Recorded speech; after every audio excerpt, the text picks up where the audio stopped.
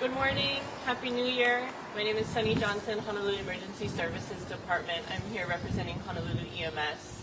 I want to start by thanking all our dispatchers, paramedics, EMTs, and all the first responders who worked throughout the night last night to keep our community safe.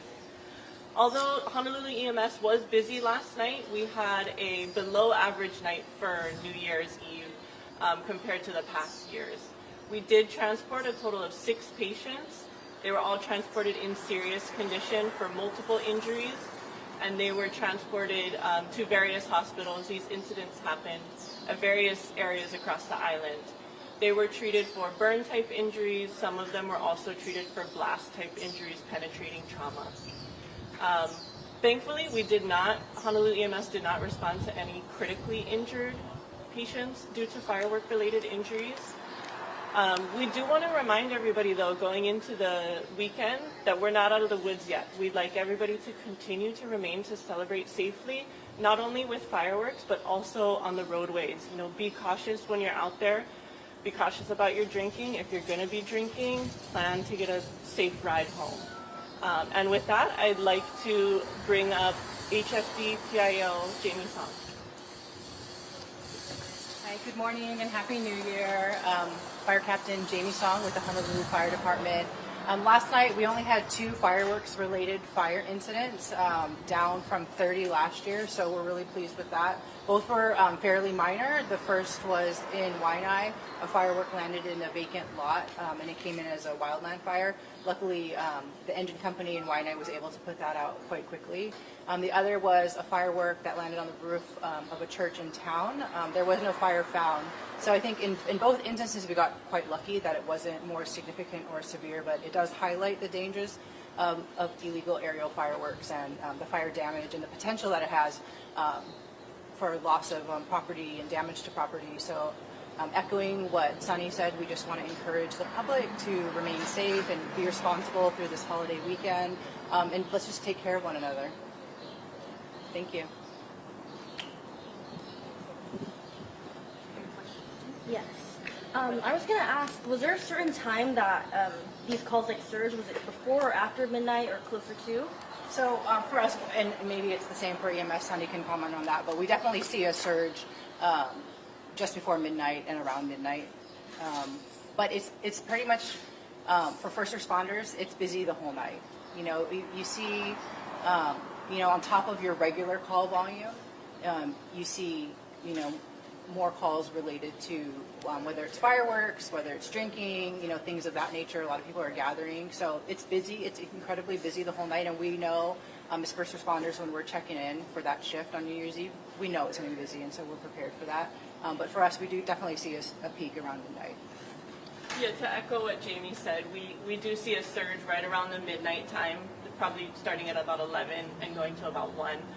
But typically the whole night is busy, just based on the nature of the holiday, right? A lot of people are out celebrating, drinking, partying. So we see not only our regular medical 911 calls that we're going to, we're also seeing traffic accidents, falls, assaults. So our paramedics and EMTs and dispatchers were incredibly busy, but they did an amazing job. We got reports of an Evo garage fire. Was that firework related? And then how many homes was that fire related? So the Eva Beach fire wasn't fireworks related. It was actually started, it's still under investigation. I did speak to the investigator today. It was started by lithium-ion batteries that were charging in the garage. There were legal firecrackers that were being stored in the garage, but that wasn't the cause of the fire, nor did it contribute to fire spread. It was mostly contained to the garage, and the outside area of the main home. And then, is there a number on how many homes were damaged or how many brush fires started because of fireworks? We only had 2 fires that were related to fireworks. So one was that vacant lot, and the other was the church where no fire was found. So both were fairly minor. How much was it down? So we had 30 fireworks-related fire incidents last year. We have 2 this year. Okay. So significant decrease, which is a good sign. And we'd like to get it down to 0 where we don't have any injuries and no loss of property, but it was trending in the right direction, at least on the fire side. I was talking to Dr. Lambert last night, and he said that you guys are in strict coordination with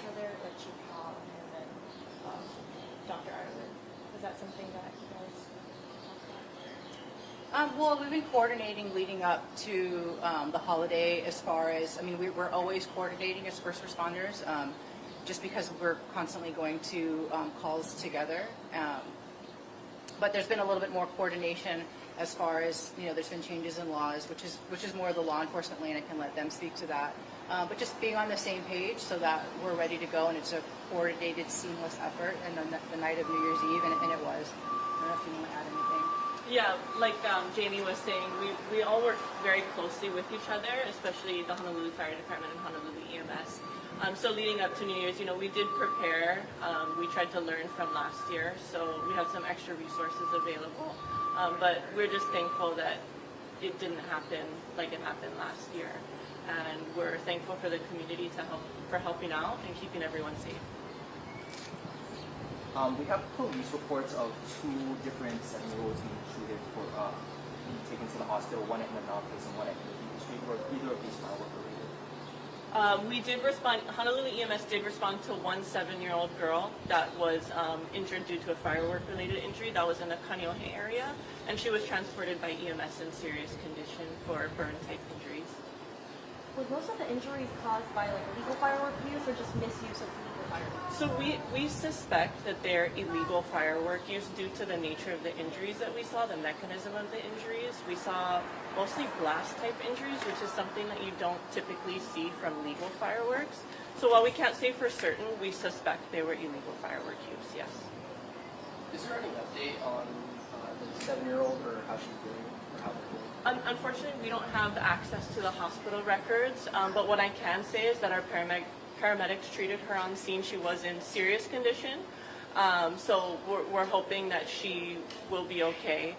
She was taken to a specialized hospital where she can get the care she needs. Is there a specific area where the most people were transported from? You know, the incidents happened kind of all over Oahu. There was no one area that had any more than the other, so it was kind of an island-wide thing.